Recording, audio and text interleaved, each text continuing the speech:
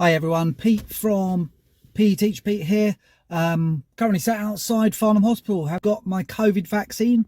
This information film. If you're offered it, get the vaccine, people.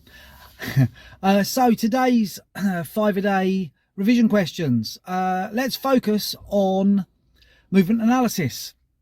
So firstly, can you name what is in the centre of a first class lever, a second class lever, and a third class lever? And question number 2, if a goalkeeper reaches up sideways and puts their arms out like this, I don't know if you can see that with the dark of the video, but puts their arms out to the side like this, what action is taking place at the shoulder and what plane and axis is being used? Okay, one we've done before, a football throw-in we did, but let's say a rugby line-out. A player's throwing the ball in, and if we focus on their throwing arm and their elbow, what action is being used at the elbow, and what plane and what axis? For question 4, certain actions can only happen along certain planes and around certain axes. So what actions can happen along the sagittal plane and around the transverse axis? What actions can happen along the transverse plane around the longitudinal axis? And what actions can happen along the frontal plane around the sagittal axis?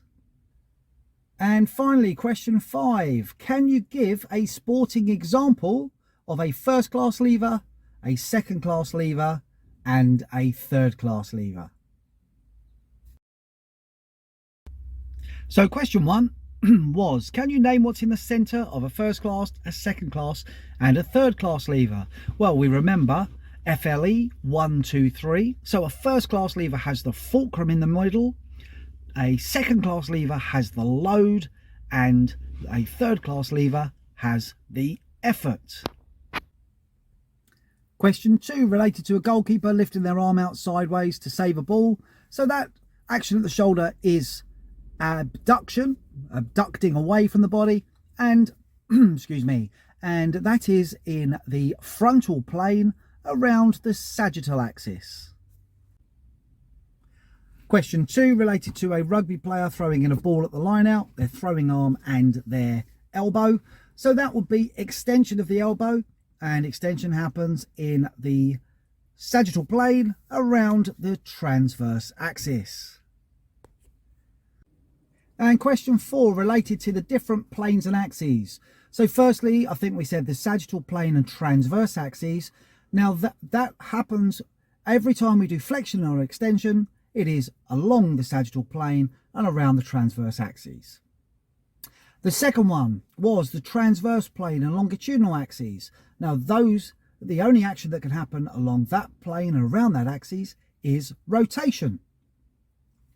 And finally, the frontal plane and sagittal axis, the action that happen there are abduction and adduction. And finally, you were asked to provide a sporting example of each type of lever. Well, in GCSE PE, we look at only one example of a first class lever. So any action that involves extension of the elbow, like throwing a ball, throwing a javelin, but only the elbow and only extension. For a second class lever, it will be anything involving plantar flexion or dorsiflexion of the ankle. So any action that relates to the action any sporting action, that relates to an action at the ankle. And finally, for a third class lever, we have anything that is flexion of the elbow and flexion or extension of the knee. So kicking a ball, running would involve the knee, drawing the leg back to prepare to kick, or the arm action in running would be with the flexion of the elbow. That would be an example of a third class lever. Hope you've done okay today. If not, have a look back over your notes and see where you've gone wrong. If there's anything particularly that you'd like me to go through, then please make a comment down below and do give me a like and maybe subscribe, and then you'll keep up to date with and click on the bell and you'll keep up to date with every video I put on. I'm going to put on a 5 a day for the next 5 days, and also look to do a particular topic each week as just a brief overview of that topic, mainly just by talking to the camera. Okay, you take care. I'll see you soon.